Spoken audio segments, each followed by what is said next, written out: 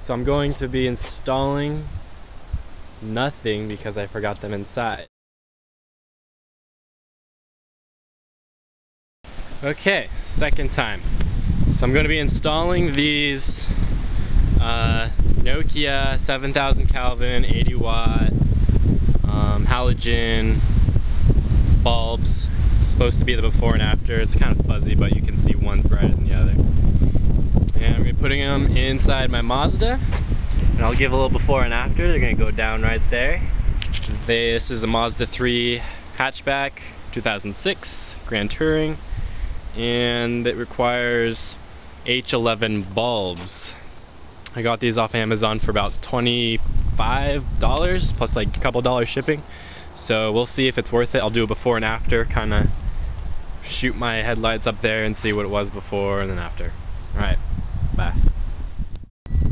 Okay, so this is what it looks like right now with the stock fog lights. I've got kind of like the really kind of white lights on top, and you can kind of see the second layer down there where it's not white. It's like your standard kind of off-white eggshell fog light crap that doesn't really show any light. So this is the before. I'll kind of come around here and show. Got that right now, so that'll be our comparison frame right there. Okay. Oh, and while I'm at it, you know, I'm all GQ in here, like all the blue lights and all the cool lights underneath. Light up the light well, it's pretty sweet, front and back. And back there, but that's off right now. Alright, stay tuned.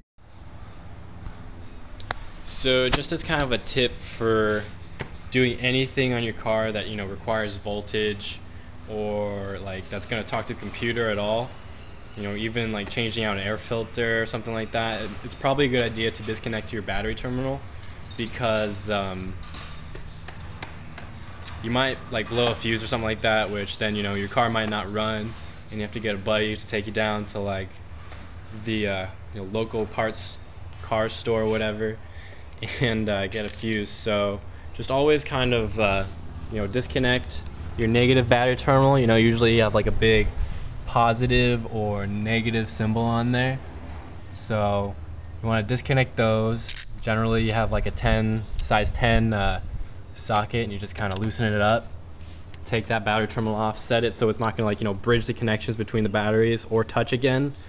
You know, that should help prevent any discharge of electricity where you don't want it. So just be mindful of that.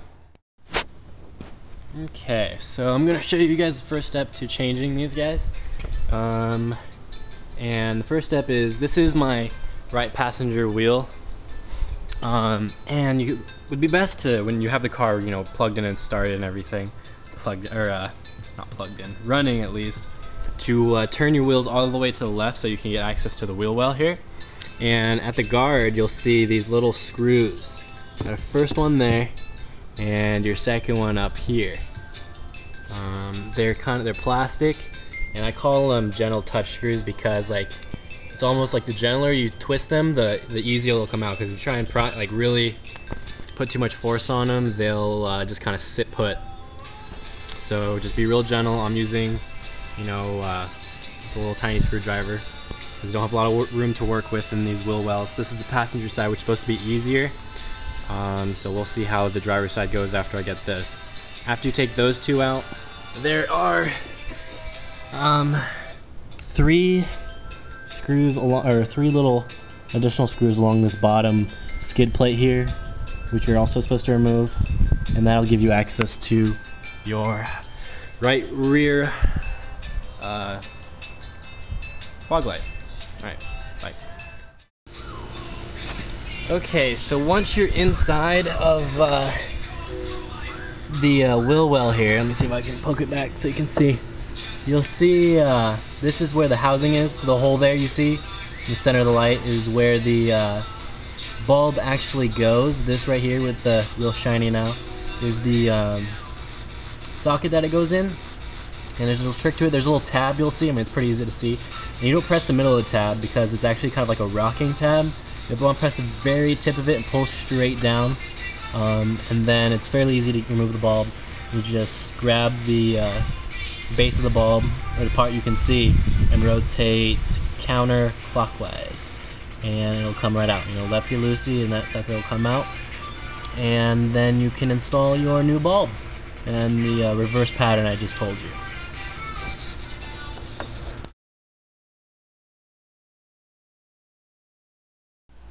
Okay, and this is the result here. Much less of a, I guess, yellow. It's a real intense white color. So I'll pull back out and focus on the garage again. Okay, here's the final result. Let's flip that switch.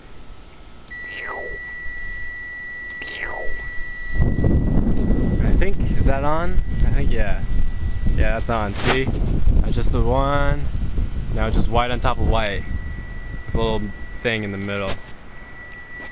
So I'm overall impressed with those. Yeah, much classier and more modern looking. Okay.